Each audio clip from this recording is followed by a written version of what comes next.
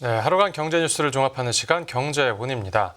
봄이 와도 부동산 시장엔 여전히 칼바람이 매섭습니다. 분양을 해도 사려는 사람이 없고 완공 이후에도 여전히 공실로 남아있는 집이 늘고 있다고 합니다. 증권사들은 투자금 회수가 안 돼 저축은행을 찾아 대출을 받는 실정이라고 하는데 자세한 내용 홍 기자의 뉴스포인트에서 다뤄보겠습니다. 지금 자리에 홍경표 기자 나와 있습니다. 안녕하십니까? 안녕하세요. 네, 지금 부동산 시장에서 집을 사려는 사람이 없다고요? 네, 건설사들이 주택을 열심히 공급을 해도 이를 사려는 사람이 많지 않다 보니까 미분양되는 집들이 계속해서 늘고 있습니다. 네. 이 국토교통부가 오늘 발표한 자료에 따르면 지난달 전국 미분양 주택은 약 6만 4천 가구로 집계가 됐는데요. 올해 1월보다 1.8% 늘어나면서 3달 연속 증가세를 보였습니다. 미분양 문제는 지방이 더 심각했습니다. 지방 미분양이 5만 2천 가구로 전체 미분양 주택의 81%를 차지했고요. 수도권 미분양 주택은 11,000가구로 전월보다 17% 증가하기도 했습니다. 네. 이 경기도가 이제 8,000가구로 한 달 만에 33% 늘었고요.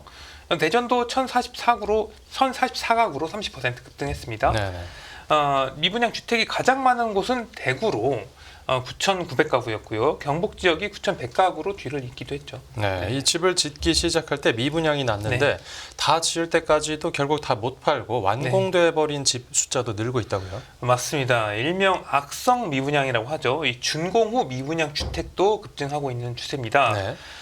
전국의 준공 후 미분양 주택은 지난달 11,800가구로 한 달 사이에 4.4%가 증가를 했고요. 작년 8월부터 7개월 연속 증가세를 나타냈습니다. 네. 서울의 이제 준공 후 미분양을 보면 올해 1월에 455가구에서 2월에 503가구로 늘었는데 이 서울에서 준공 후 미분양 지어진 다음에 미분양이 된 게 500가구를 넘긴 게 2014년 8월 이후에 9년 6개월 만에 처음으로 있는 일이에요. 지방 지역의 준공 미분양도 9,500가구로 5%가 증가했습니다. 이 국토부는 110 대책을 통해서 지방의 준공 미분양 주택을 구입하면은 이 주택수 산정에서 제외를 하고 세제 혜택을 주겠다 발표를 했는데 시장은 여전히 별다른 반응을 보이지 않고 있는 실정입니다. 네.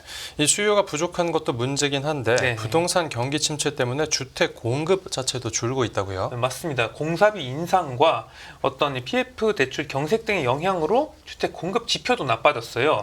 예. 전국의 주택 인허가 물량은 지난달에 2만 2천 가구로 전월보다 1.1% 줄었습니다. 작년 2월과 비교해서도 30% 감소했고요. 네. 이 수도권 인허가가 8,900가구로 18%, 지방 인허가가 13,000가구로 5%가 줄었어요. 네. 이 작년 정부가 발표한 9.16 이제 공급 대책 이후에 반짝 증가세를 보이다가 다시 감소세로 돌아선 것이죠. 그리고 공사 시작을 의미하는 전국 주택 착공은 지난달 11,000가구로 전월보다 이제 51%, 이제 작년 같은 기간보다 32%가 줄었어요. 그리고 수도권 착공은 전월보다 72%나 줄었고요. 네. 지방 착공은 26% 감소했습니다. 그러니까 인허가도 안 하고 공사 시작도 안 하니까 이제 미래에 이제 공급 우려가 상당히 커지고 있는 상황이라고 볼 이제 수가 앞으로 있고요. 발생할 문제인 거군요. 네, 그렇죠. 그러니까 이제 미래에는 주택이 줄어들 것으로 예상이 되고 있는데 지표상 당장에 지어지는 집은 이제 증가했습니다. 왜냐하면 집 짓는데 좀 시간이 걸리니까요. 네. 현재 시점에서는 그래서 주택 수요와 공급의 미스매치가 발생하는 것으로 보입니다. 네. 올해 2월까지의 1, 2월 이제 누계 준공, 그러니까 집이 지어진 준공액은 7만 5천 가구인데 이게 작년 같은 기간보다 50%가 증가한 수치예요. 예. 그러니까 부동산 호황기 때 만들었다가 지금 이제 준공이 된 거고요. 게다가 이제 올해 1, 2월 누계 분양은 4만 가구에 달해서 작년 같은 기간보다 무려 264%가 증가했습니다. 네. 지금 그런데 이제 받아줄 사람, 집을 살 사람은 적어서 우려가 커지는 상황이고요. 이렇게 집이 안 팔리면 당연히 집을 지은 건설사들도 이 수익을 회수하지 못해서 상당히 어려움을 겪고 있겠죠. 맞습니다. 부동산 PF로 돈을 이제 빌려서 사업을 진행을 하고 분양을 통해서 이제 수익을 내서 돈을 갚아야 하는데 미분양이 되면 돈이 회수가 안 되잖아요. 네. 그러다 보니까 이제 건설사들 현금 흐름에 상당히 부정적 영향을 줄 수밖에 없는 것이죠. 이제 국내 신용평가사 중 하나인 한국기업평가는 올해 건설사의 수익성을 좌우할 주요 변수로 미분양을 꼽았습니다. 예. 이제 한기평이 신용 등급을 부여하고 있는 건설사 17곳의 사업장 약 700곳 가운데 104곳의 사업장에서 분양률이 70%를 밑돌고 있습니다. 네. 신용 등급이 낮은 이 재무 상황이 더 안 좋은 건설사들의 부동산 PF 리스크가 더 큰 것으로 나타났는데요. 신용등급 AA급, 그러니까 좀 상대적으로 우량한 건설사의 경우에 수도권 소재 비주거용 건축물 중심으로 미분양 사업장이 발생했는데 네. 반면에 트리플 B급 신용등급이 상대적으로 좀 낮은 미분양 사업장은 주로 지방에 있는 아파트 등 이제 주거용 건축물 중심이었습니다. 네. 그리고 공사 사업도 뜨지 못한 이 사업이 진행이 안 되는 미착공 사업장의 PF 손실 가능성도 문제가 되고 있고요. 한계평은 이 사업장의 금융 비용 상승 등을 고려를 하면 부동산 경기가 개선된다고 하더라도 건설사들의 수익성 개선 시점이 지연될 것이다 이렇게 예상하기도 했습니다. 네, 건설사들이 부동산 경기 침체에 직격탄을 맞았는데 네, 맞습니다. 이 건설사들뿐만 아니라 개발 사업에 투자한 증권사들도 미분양 때문에 골머리를 앓고 있다고요? 네, 부동산 PF에는 이 건물을 짓는 건설사뿐만 아니라 이렇게 돈을 대는 금융사들도 걸려 있죠. 네. 부동산 PF가 금융 위기의 뇌관으로 불리는 이유기도 합니다. 부동산 침체로 이제 집이 안 팔리면서 금융사들도 상당히 힘든 상황이 됐어요. 이 때문에 최근에 이제 자금 융통과 부동산 PF 사업장에서 이 발생한 미분양 물량을 처리하기 위해서 이 저축은행을 찾는 금융사들의 발길이 상당히 이어지고 있는 상황인데요. 네네. 그러니까 이미 지어진 이 준공된 건물을 이제 담보로 잡아서 대출을 진행을 하고 이를 통해서 PF 대출액을 상환을 하는데 간단하게 말하면 PF 빚 돌려막기를 하는 겁니다. 아, 예, 올해 상반기 준공을 하는 부동산 PF 사업장에 이제 시행을 맡은 증권사들이 이제 담보대출을 받기 위해 저축은행을 찾느라 상당히 분주하는 모습을 보이는 것으로 알려졌고요. 담보대출이요? 예, 이들이 이제 저축은행 찾는 이유는 이제 담보대출로 돈 빌려준 기관들의 PF 대출을 상환을 하고 그다음에 미분양 물량을 처리하기 위한 시간을 벌기 위해서입니다. 네. 예, 이게 버티는 것이죠. 네. 네, 부동산 PF 시장에서 이제 분양 대금을 바탕으로 대출금이 회수가 되죠. 선순위에서 후순위 순서대로 이제 상환을 마치면 PF 대출로 이제 미처 충당하지 못한 공사비를 시공사에게 지급하는 게 이제 그러면 끝나는 것인데 그런데 이제 분양 실적이 예상보다 분양률이 낮아버리면 상당히 문제가 발생하는 겁니다. 이제 돈을 못 돌려주는 것이죠. 돈을 못 갚으면 간단하게 말하면 PF 디폴트가 나는 겁니다. 네.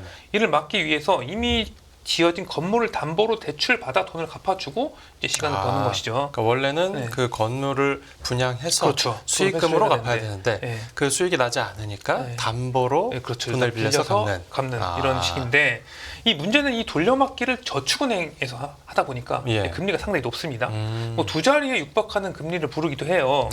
리스크가 있으니까요. 또 일반은행 같은 경우는 이 받을 수 있는 대출 한도가 적어서 그나마 뭐 대출이 가능한 게 저축은행이기 때문에 네. 울며 겨자먹기로 저축은행에 갈 수밖에 없는 상황이고 예. 게다가 저축은행 PF 위기가 나오는 상황에서 저축은행 측면에서도 부동산 리스크가 더 커지게 되는 겁니다. 네. 뭐 이마저도 뭐 대출도 안 되면 결국 현장이 경매나 공매에 넘어가서 뭐 현금 회수를 하게 되는데 이렇게 되면은 뭐 원래 투자했던 돈의 상당수는 뭐 떼이게 되는 거기 때문에 네. 부동산 업계에서 연쇄 손실이 발생할 가능성이 높아지는 것이죠. 네, 알겠습니다. 네, 첫 번째 뉴스로 부동산 시장 상황 살펴봤고 다음 뉴스 보겠습니다. 네, LH 3조 원 투입해 건설사 땅 사들인다.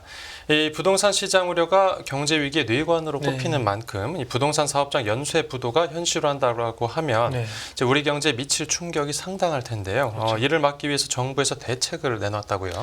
이 건설사와 금융사들의 어떤 이 PF 자금 융통을 위해서 공공기관이 땅을 사들여서 이제 건설 경기 회복을 지원합니다.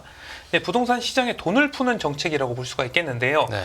LH가 민간이 추진 중인 개발 사업 중에서 부실 가능성이 큰 토지를 이제 약 3조 원 규모로 이제 매입을 추진을 합니다. 네.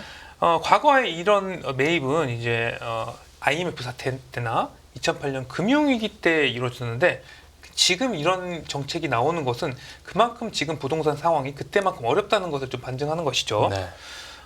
본 PF 대출 전에 빌린 사업 자금인 브릿지론마저 갚지 못해서 더는 사업 추진이 안 되는 사업장은 이제 LH가 매입을 해서 사업 재구조화를 좀 지원을 하기도 합니다. 네, 그리고요. 네, 그리고 기업 구조조정 리츠라는 게 있는데 네. 여기서 이제 미분양 주택, 뭐 지방 미분양 주택을 사들여서 시장에 자금을 풉니다. 이 리츠가 일명 CR 리츠라고 불리는데요. 네. 이 CR 리츠는 이제 투자자로부터 자금을 모아서 미분양 주택을 사들인 뒤에 우선 임대로 운영을 하고요. 그래서 현금으로 만든 다음에 이제 시장 상황이 좋아지면 분양으로 전환을 해서 수익을 내는 구조라고 할 수가 있겠습니다. 네. 정부는 이 리츠에 돈을 되는 투자자들에게 어떤 세금 혜택을 주는 등 적극적인 지원에 나섭니다. 이 국토부는 이번 지원으로 건설 업계 입장에서는 채무 조정을 통해서 어떤 금융 부담이 이제 줄어들고, 이제 금융기관 입장에서는 투자금을 좀 회수를 할 수가 있어서 뭐 재무 건전성을 개선할 수 있을 것으로 보고 있습니다. 네, 그러니까 정부가 땅도 사드리고 건물도 사준다는 건데 네. 여기에다가 정부가 공공부문 공사비도 네. 현실화하기로 했다고요? 맞습니다. 워낙 최근에 원자재나 뭐 인건비 가격이 오르지 않았습니까? 이제 인플레이션 때문에 이 같은 상황이 공공공사에서 상당히 반영이 안 된 경우가 많았어요. 이 때문에 주요 대형 공사를 중심으로 유찰이 반복되는 경우가 좀 있었습니다. 네. 이를 위해서 이제 공사비를 현실화하고 이미 유찰된 공사에서는 뭐 수의 계약을 통해서 공사를 정상화할 방침도 내놨습니다. 네. 부동산 시장에서 이번 지원 대책에 대해서 어떤 반응입니까? 이제 현재 총선 후에 건설사들이 부동산 PF 위기로 줄도산할 수 있다는 4월 위기설이 계속해서 나오고 있지 않습니까? 네.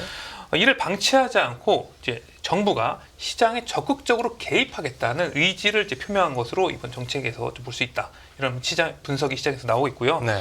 그리고 뭐 당장 뭐 사업 자금 운영에 숨통을 틔워줄 수는 있을 거라고 또 시장에서 보고 있습니다. 네. 하지만 현재 이제 건설 업계 규모를 봤을 때 이 3조 원이라는 액수가 뭐 제한적이라는 지적도 있었고요. 또 이 정부가 직접 매입하는 건 아니지만 이 LH라는 공공기관이 이 건설사가 어렵다고 땅을 매입해 주는 게 이게 맞느냐는 비판도 나오고 있습니다. 예. 올해 이제 부동산 시장이 어려울 것으로 보이는데 뭐 임시 수혈은 가능할 것으로 보이나 앞으로 또 어떻게 돌아갈지 상황을 좀 지켜봐야 된다는 의견도 있었습니다. 네. 그러니까 부동산 위기가 경제 전체의 위기로 번지는 건 네. 나가야겠지만 그렇죠. 이 민간 기업을 혈세로 도와주는 게 과연 맞는가에 대한 비판의 목소리도 있다는 거군요. 그렇죠. 네, 알겠습니다. 오늘 뉴스 포인트는 여기서 정리하겠습니다. 잘 들었습니다. 감사합니다.